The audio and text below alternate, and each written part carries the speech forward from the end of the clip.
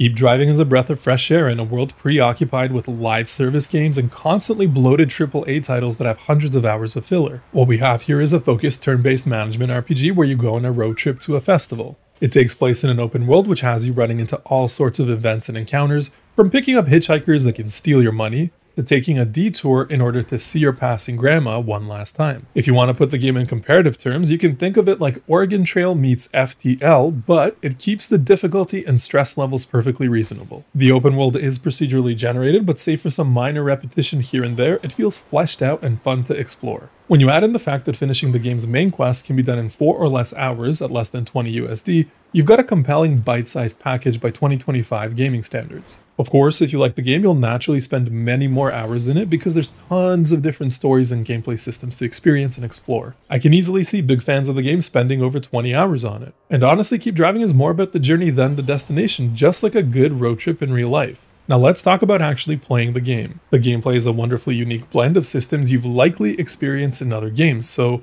you start by picking the type of car you want to drive and by setting up your character traits, just like in most RPGs. You use a map to decide where you'll be driving to, and on the way to that location, you'll experience random events and the game's equivalent of combat, which we'll get to in a moment. You're going to find yourself driving to big cities, small towns, little outposts, and plenty of unique spots that I don't want to necessarily spoil for you. While the game doesn't punish you just randomly for the sake of creating artificial difficulty, you still have to be careful with how you map your journey, because there's different types of roads, there's different weather, there's different random event chances, there's different fuel considerations, and all of these different systems contribute to wear and tear on both your vehicle and your character. So when you're in towns, you can stock up on supplies, make upgrades, do odd jobs to make money, take on new quests. Again, you can kind of think of towns like how they function in other RPGs. I found that upgrading your car is really satisfying and you unlock all sorts of gameplay benefits from it. From small stuff like better fuel efficiency to big picture items that can affect the flow of combat dramatically. You also have several different systems to manage. First, there's your own energy that acts like general stamina. Then there's the durability and the fuel for your car. Now, to be quite honest, I don't really enjoy managing the equivalent of hunger and sleep systems in video games, generally speaking, but Keep Driving does a great job of making them simple enough to engage with while keeping a strategic depth to them. So you don't feel overwhelmed. It doesn't feel like the game is out to get you. It's more like it's encouraging you to think strategically about how you want to spend your time and money. It's not actively saying, you're not going to finish this run, you're not going to beat this game, you're not going to see the story. It's kind of encouraging you to be like, hey, take your time, but think things through, please. By the way, the car itself also acts as your inventory system, and you'll need to stuff it full of things like food and utility items. You'll need to be prepared for all sorts of events that will happen throughout the course of your gameplay. Once you exit a town and are on the road, that's where you run into random events and combat. I say combat with air quotes. Combat in this game doesn't mean you're pulling a Colt 45 on some crying teenage hitchhiker. It's more creative, it's more problem-solving oriented. For example, how do you deal with a flock of sheep on the road that doesn't want to move? The combat system, if you want to call it that, is turn-based and you use skills that you get from your skill tree. Each turn you get to see how the enemy will target you. For example, they might go after your car durability, or they might attack your fuel or your wallet, and you want to use your skills to match those actions so that they never end up happening, and so that you can get extra turns. You win combat by essentially removing all of the actions from the enemy. It might sound a little bit strange perhaps when you hear it explained, but you can think of it as turn-based combat that doesn't target enemy HP directly. It targets their actions, and their actions act as HP as well. And most importantly, it all makes sense in-game. You just do one combat encounter and you're like, okay, I get how this works. There's a great variety of skills you can unlock, and you can have wildly different playstyles that range from focusing on applying a lot of status effects to buffing up your own armor so that you become basically an unstoppable tank. You can even use items from your glove box during combat to heal, do extra damage, or play around with status effects. This game has a robust and fully featured combat system. It's just, you're not running around swinging your sword at people. One thing to note though is that your skills have limited uses before they can be recharged by sleeping or resting. Some people might not like the sound of this, but it's not a punishing system. It just makes you think more critically about what you're doing, and it helps keep things varied. Your skills can be upgraded over time, and your character can even pick up positive and negative traits that act like gameplay modifiers. I learned this the hard way by eating too much junk food, both in real life and the game. Sometimes art imitates life. Also, if you pick up hitchhikers, they can have their own combat or unique abilities, but they can also screw you in and out of combat. For example, you can run into gamblers that steal your money, or hippies that can give you both negative and positive status effects. The core gameplay loop of experiencing random events in combat between towns where you make upgrades or get new quests is hella satisfying. You always have a feeling of curious momentum that pushes you forward, and it's very much one of those games where you say you'll play for one more turn or one more minute or whatever, and suddenly it's many hours later. I felt like the game frequently challenged me to think critically, but it never felt like there was no way out of a situation. I'm sure you can play it like a total quote-unquote screw-up if you want, getting addicted to dangerous substances and making horrible hitchhiking decisions, but it doesn't feel like the game lays those traps out for you. You feel in control, or at least at the edge of control. And in fact, playing a totally messy character sounds like a lot of fun now that I'm thinking about it. I think I'll do that next, and if y'all are interested, I can turn that into a video if you like the sound of that.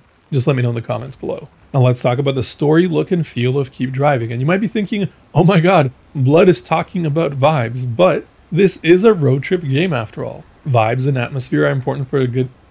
Vibes, or atmosphere, are really important for a good experience, and this game nails it. The soundtrack is full of wonderful indie road trip music that unfortunately I cannot play for you here because who knows how copyright systems will react, and the pixel art is beautifully nostalgic.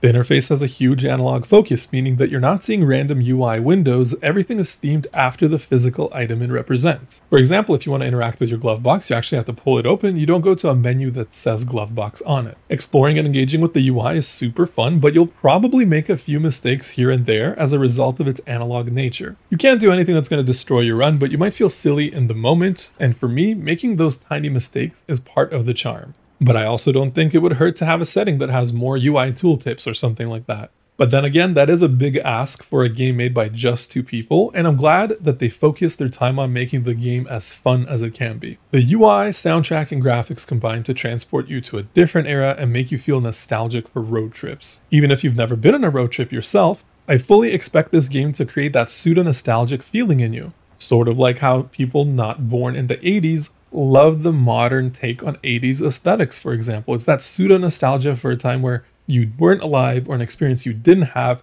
but it seems kind of awesome. Or the idealized version of it seems kind of awesome. At the end of the day though, Keep Driving makes me actively want to go on a road trip and explore more of my own world. To have a piece of art move you like this is beautiful and powerful, I think. You've heard me be super positive about Keep Driving so far, but it's not a flawless experience. It's definitely got a few minor areas of improvement that I think would elevate the game from great to an instant classic in my opinion. First off, the random encounters could use a slight tweak. Sometimes you'll run into the same type of encounter multiple times in a very short period of time. It's not game breaking or anything, but for a game that has so much variety, it feels strange that this can happen. I am playing the game with the pre-release code though, so it could just be a quirk that's gone by launch. There are multiple patches coming out between now, when I'm recording this, and when the game actually launches for you. Second, and I think this is more foundational, I think the game would benefit from stronger character interactions. You spend a lot of time driving in this game, and sometimes you aren't doing anything while you wait for an encounter or town. This gives you the opportunity to relax, enjoy the vibes and music, but you also get some internal thoughts and dialogues with hitchhikers. I think having more of these interactions and more dialogue would help you further connect to your character and the game in general. I think it would add more immersion. Your conversations are generally interesting, but they're paper thin and extremely short.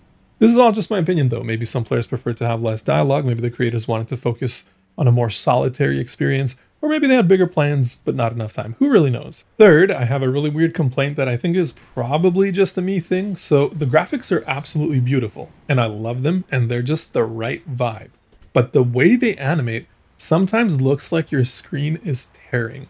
In fact, I'm still not 100% sure if my screen was actually tearing when I was playing the game, or if it's just how the animations are. I'm mostly sure that it's the animations though, but if it is tearing, at least you can put, GPU and display level settings on your PC to combat that. And lastly, I think the tone of the game is a little uneven. I think they're going for the idea, well, anything in life can happen, good or bad, but the tonal whiplash that you get is sometimes pretty significant. A silly moment can lead to a very serious moment, and vice versa. In principle, this isn't a bad idea or anything like that, but it's a little jarring in this game specifically. Maybe it's because there's not that much dialogue or that much explicit storytelling, or maybe I'm just being a picky brat because I love the other parts of the game. Plus, it's fair to say that if they're going for a more real-world vibe, a more unpredictable vibe, jarring events do happen all the time. That's a part of life. I think that Keep Driving is an absolute gem of a game. If I had to reduce my thoughts to a review score, I would give it 4 out of 5 stars in a system that has no partial stars. I think if it had a little bit more immersion through its storytelling and character interactions, I would consider this game an absolute classic instantly. But that's just my opinion.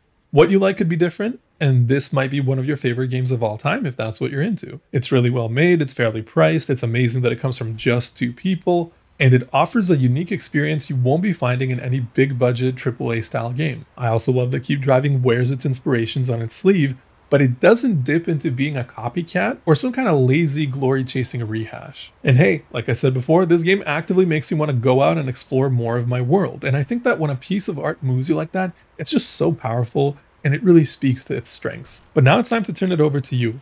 Let me know what you think about Keep Driving in the comments below. Let me know if you have any questions or just general opinions about the game. And if you enjoyed this video and want to see more, please consider liking and subscribing. Thanks so much for watching. I'll see you next time.